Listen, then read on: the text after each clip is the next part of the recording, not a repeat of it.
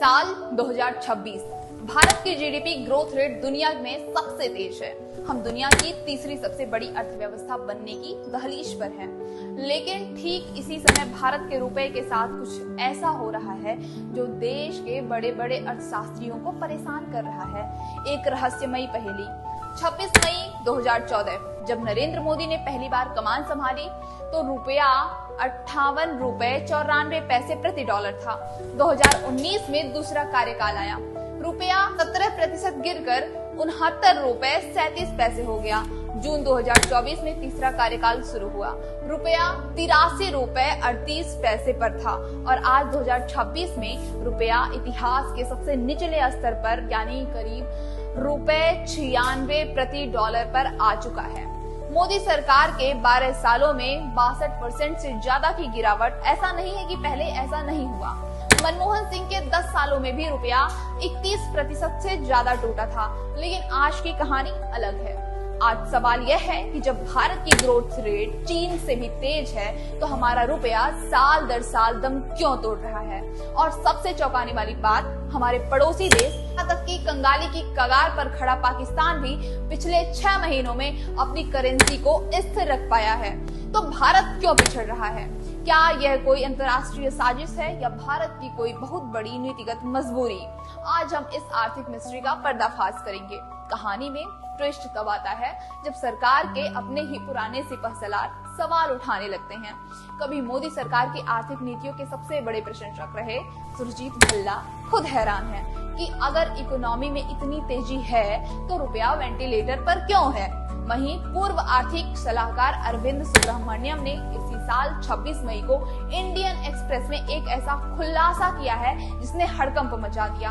अरविंद सुब्रमण्यम ने हाल ही में बयान दिया है, ईरान युद्ध तो बस एक बहाना है। युद्ध से पहले के 2-3 सालों में तुर्की को छोड़कर दुनिया के किसी देश की करेंसी इतनी नहीं गिरी जितनी भारत की। आरबीआई ने अपनी पूरी ताकत लगा दी, अरबों डॉलर झोंक दिए, लेकिन नतीजा ढाक के 3 बात।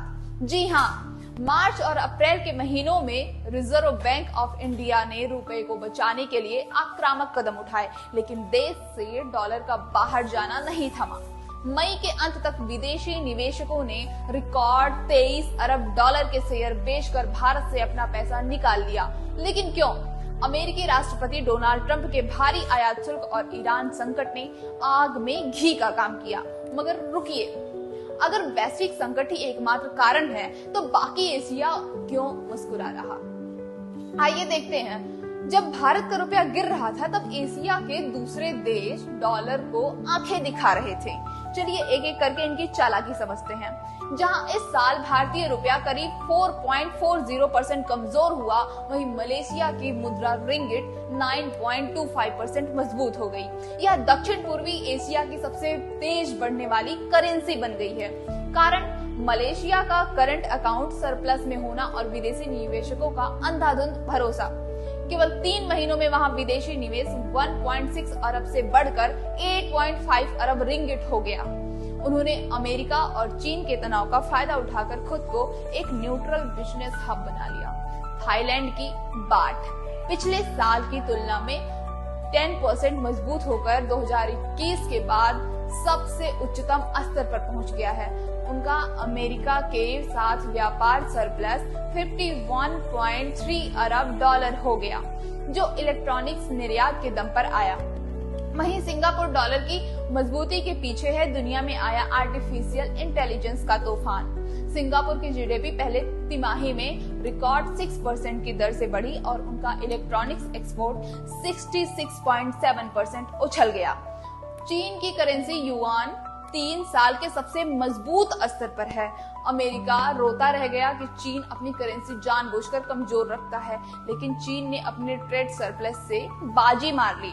और सबसे बड़ा झटका, पिछले 6 महीने में पाकिस्तान का रुपया भी डॉलर के मुकाबले 1.31% मजबूत या स्थिर रहा है। उन्हें सऊदी अरब से मदद मिली, उनका करंट अकाउंट घाटा कम हुआ, तो फिर जो दुनिया के ब्राइट स्पॉट इकोनॉमी है वो इस रेस में क्यों बिछड़ गया? अब समझिए कि इस खेल का आपके और हमारे ऊपर क्या असर होता है। रुपए के कमजोर होने का एक बहुत ही क्रूर सच है। भारत अपनी जरूरत का ज्यादातर कच्चा तेल, एलपीजी, खाद, इलेक्ट्रॉनिक्स बाहर से खरीदता है। जब रुपया कमजोर होता है तो इन चीजों को खरीदने के लिए हमें ज्यादा डॉलर देने पड़ते हैं, यानी देश में महंगाई का खतरा। लेकिन अर्थशास्त्र की दुनिया इतनी सीधी नहीं है। इस गिरावट का एक सीक्रेट वरदान भी है जो शायद सरकार की रणनीति का हिस्सा है। पहला फायदा, कमजोर रुपया हमारे एक्सपोर्ट को विदेशी बाजारों में सस्ता और प्रतिस्पर्धी बनाता है।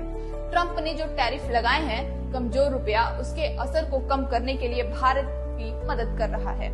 दूसरा फायदा, विदेशों में रहने वाले भारतीय जो पैसा देश भेजते हैं उसकी वैल्यू बढ़ जाती है। मार्च 2025 तक के एक साल में भारतीयों ने रिकॉर्ड 135 अरब डॉलर से ज्यादा का रेमिटेंस भारत भेजा, यानी हर डॉलर के बदले परिवार को ज्यादा रुपए मिले। तो लब्बो-लुआब यह है कि रुपया सिर्फ कमजोर नहीं हो रहा है, बल्कि उसे ग्लोबल जियोपॉलिटिक्स, ईरान युद्ध के संकट और अमेरिकी नीतियों के चक्रव्यूह में धकेला जा रहा है। रिजर्व बैंक की कोशिशें जारी है, लेकिन डॉलर का आउटफ्लो रोकना फिलहाल एक बड़ी चुनौती बना हुआ है। एक तरफ जहां एशिया के छोटे देश अपनी करेंसी को मजबूत कर सरप्लस में खेल रहे हैं, वहीं भारत को अपनी तेज रफ्तार जीडीपी और गिरते रुपए के बीच एक बेहद बारीक संतुलन बनाना होगा। क्या 96 रुपए पर पहुंचा यह रुपया जल्द ही शतक लगाने वाला है, या भारतीय अर्थव्यवस्था की मजबूती से वापस खींच लाएगी? आपको क्या लगता है? क्या गिरता रुपया हमारी कमजोरी है या हमारी सोची समझी व्यापारिक रणनीति? खैर, मुझे यानी मुस्कान को अब इजाजत दीजिए। मिलते हैं अपनी अगली स्टोरी के साथ। देखते रहिए बेधड़क खबर। शुक्रिया।